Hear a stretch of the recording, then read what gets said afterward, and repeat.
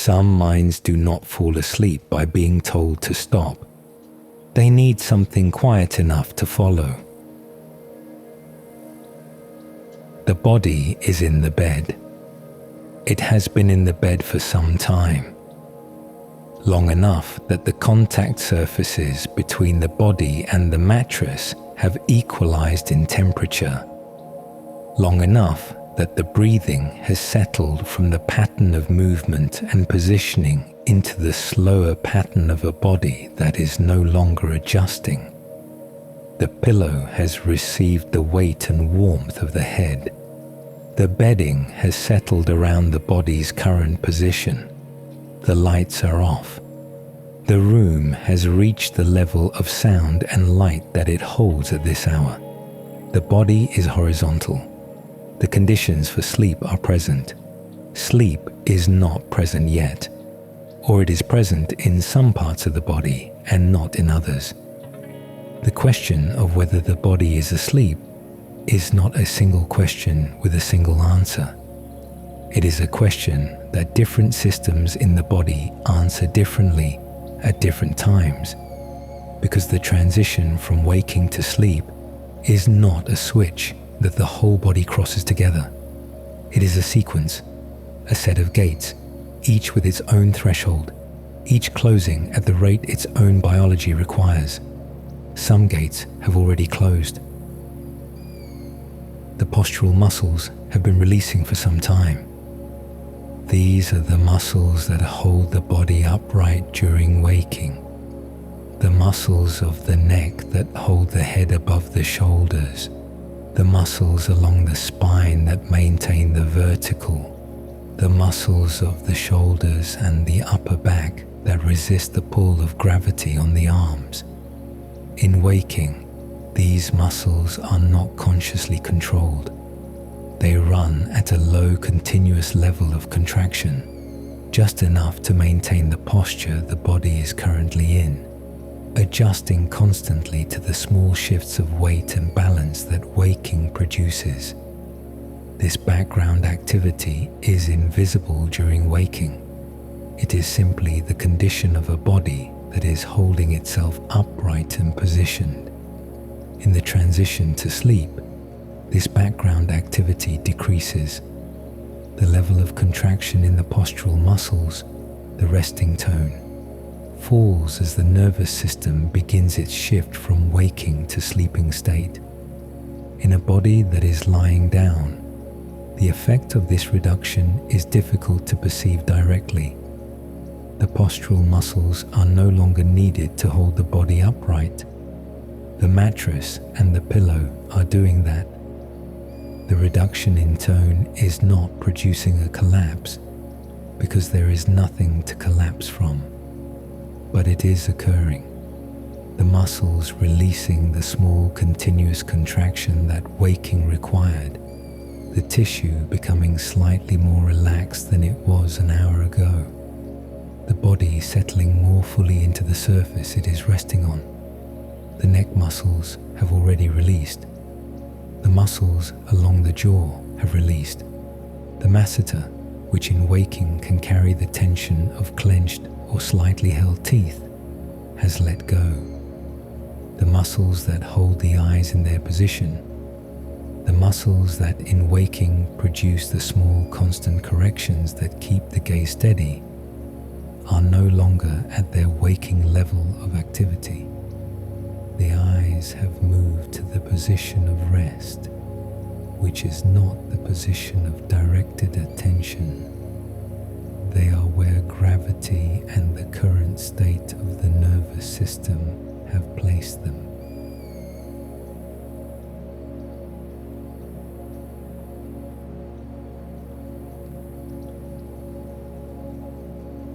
The hands are warmer than they were an hour ago. This is not a common observation.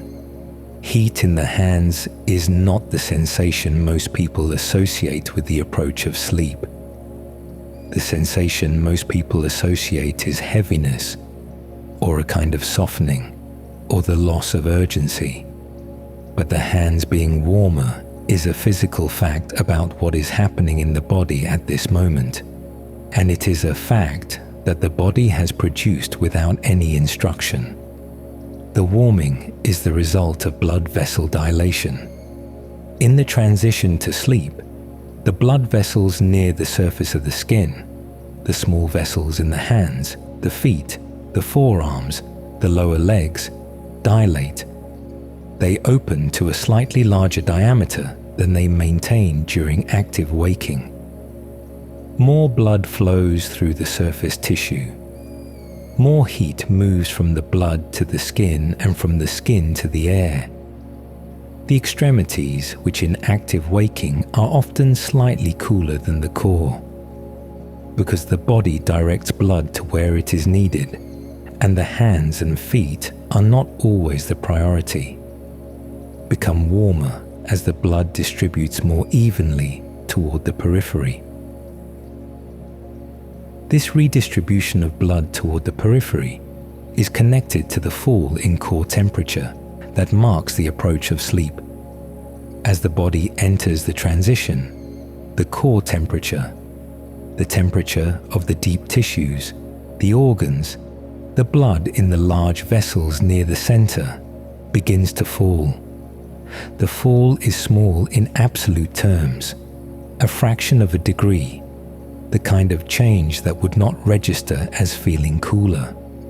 But it is a real change in the thermal state of the body, and it is produced by the same mechanism that warms the hands, the surface blood vessels opening, allowing heat from the core to move outward through the surface and escape into the air. The body is releasing its heat, not all of it, not at a rate that would produce discomfort. At the rate that the approach of sleep requires, which is a slow rate, a fraction of a degree over many minutes, the body cooling toward the temperature it holds during the deepest hours of sleep. The hands, in receiving more blood from the dilating vessels, are carrying this heat outward. They are the body's radiators at this hour, slightly warm to the touch, slightly warmer than they were, releasing into the air what the core is releasing into the blood. The warmth in the hands is the core cooling.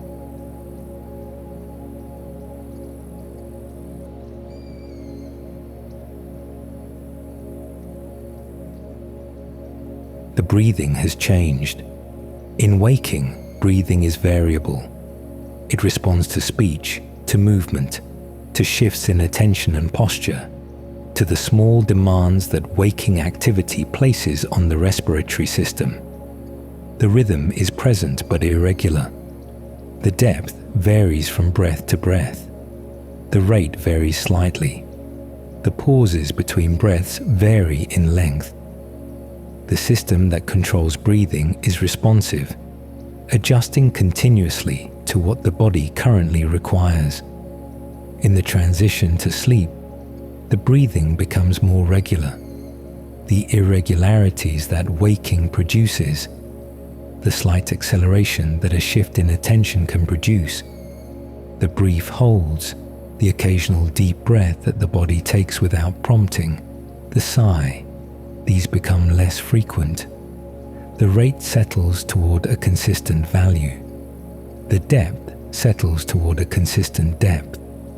The pause between exhale and the next inhale becomes more uniform.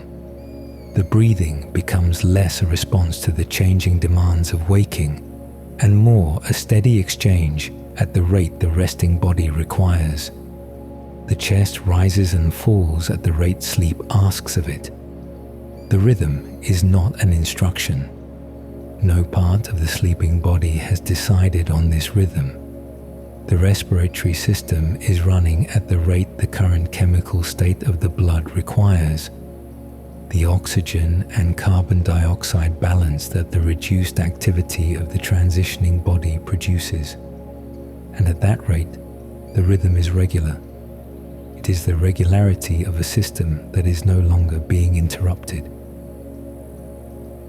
The heart is slowed, not dramatically, not to the rate of deep sleep, which will come later, but it has moved from the rate of a body that was recently active, recently aware, recently making the small adjustments that waking requires, toward the rate of a body that is releasing those requirements one by one.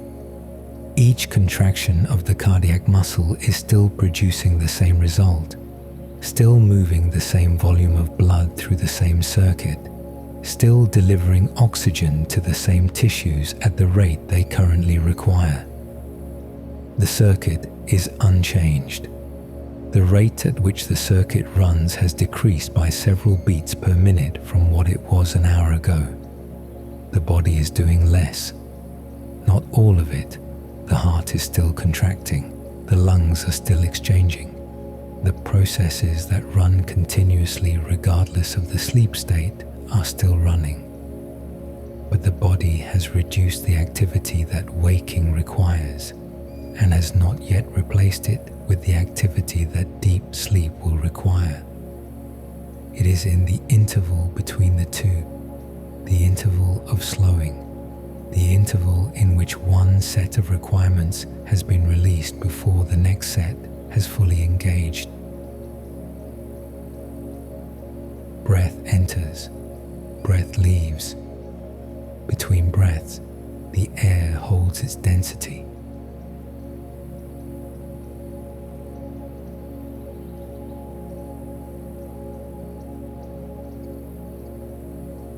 The body did not enter sleep as one piece.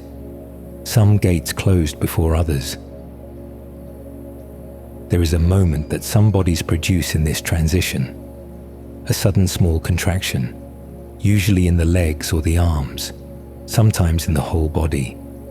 A brief involuntary jerk, arriving without warning, sometimes strong enough to be perceived as a falling sensation, sometimes strong enough to partially reverse the transition and bring the body back to a lighter state, sometimes producing the image of a step that missed, a stumble, a drop, the visual fragment that the brain, briefly interrupted from its descent, produces to explain the jerk. This is the skeletal muscles releasing. The muscles of the limbs, the large muscles of the thighs and calves, the muscles of the upper arms and forearms, have been maintained at a low level of resting tone throughout the early part of the transition. As the nervous system moves deeper into the transition, the motor tone in these muscles falls toward the level the sleep state requires, which is substantially lower than the waking resting level.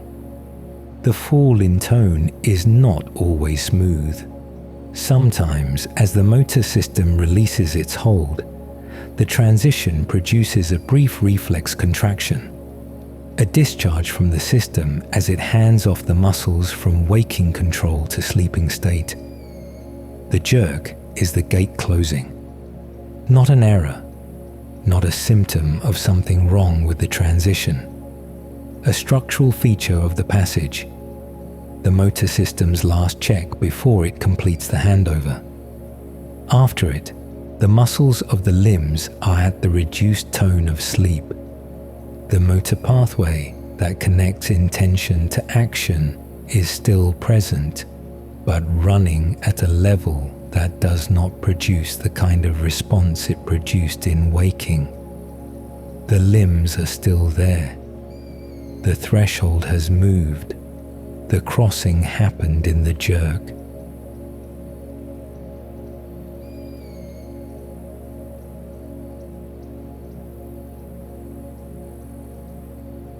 The sounds in the room have changed, not the sounds themselves. The building carries what it has been carrying all evening. The street outside contributes what the street at this hour contributes. The small mechanical sounds of the room systems run at the same levels they have run all night. The sounds have not changed. The processing of the sounds has changed. In waking, sound arrives and is processed as event, a sound at a particular location. a sound with a particular quality, a sound that requires an assessment. What is it? Where is it? Is it relevant?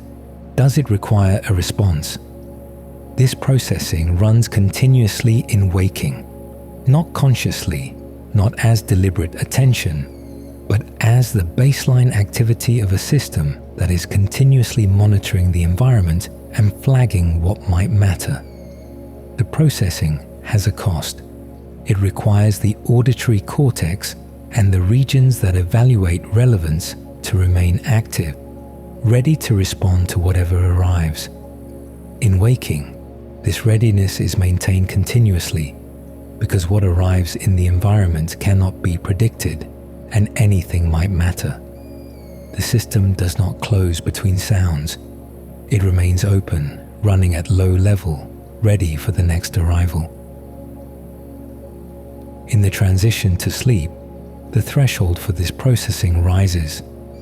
The sounds that were being processed as events, arriving, being identified, being assessed for relevance, begin to arrive without completing the processing chain. The first stages of auditory processing continue. The sound waves reach the ear and are converted into neural signal at the level of the ear itself. But the later stages, the stages that produce the identification of the sound as a specific thing, the stages that ask whether it matters, begin to run less reliably. A sound arrives and is processed as far as the sensory level and does not complete the step that would make it an event. The room does not become quieter. The room becomes less legible. The sounds are present. The system that would read them as events has raised its threshold. What does not reach the threshold does not become an event. The refrigerator, the building, the street, present at the same levels they have been present all evening, now below the line at which the sleeping system responds. True wisdom cannot be captured in words. It is found only in the silence between them.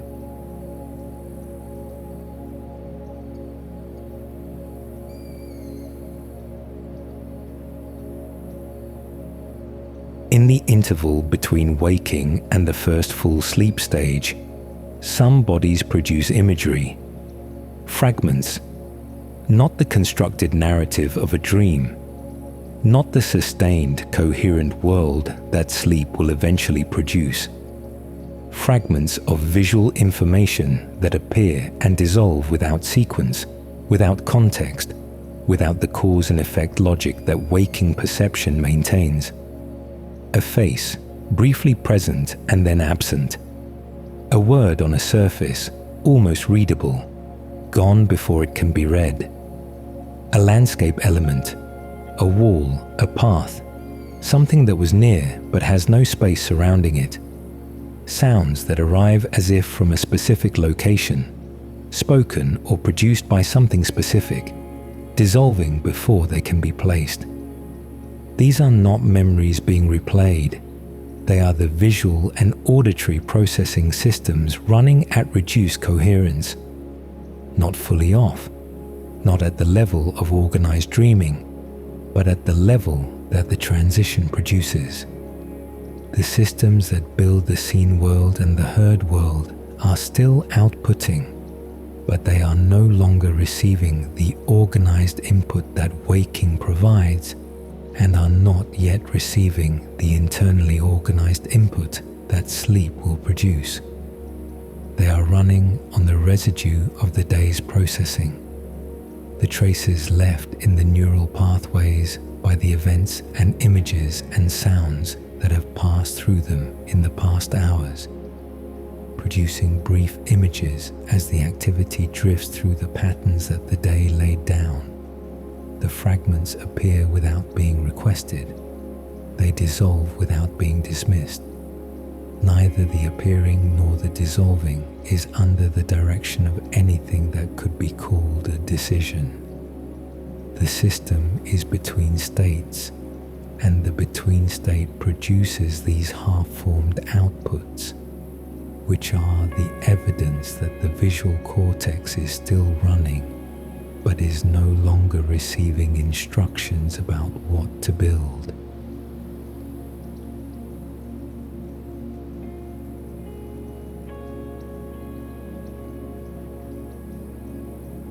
The body that was in the bed an hour ago and the body that is in the bed now are in different states.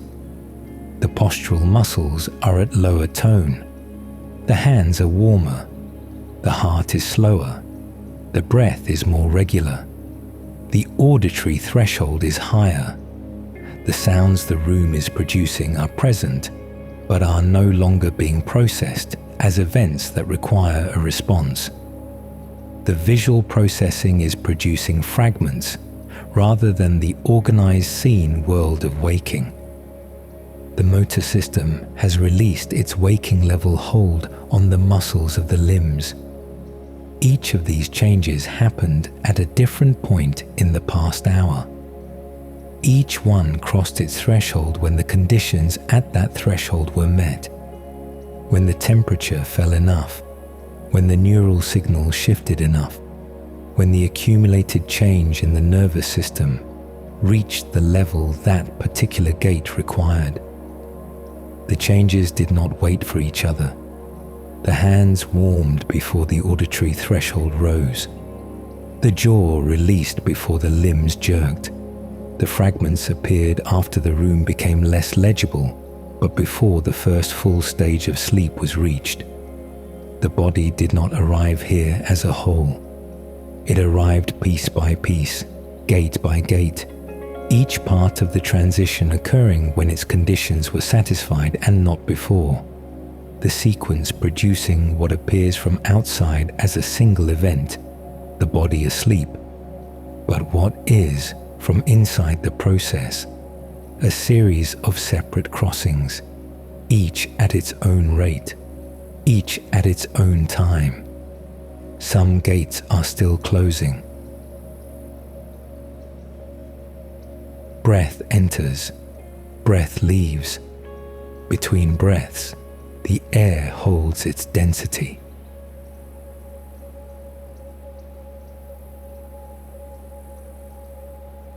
When night falls, the archive remains.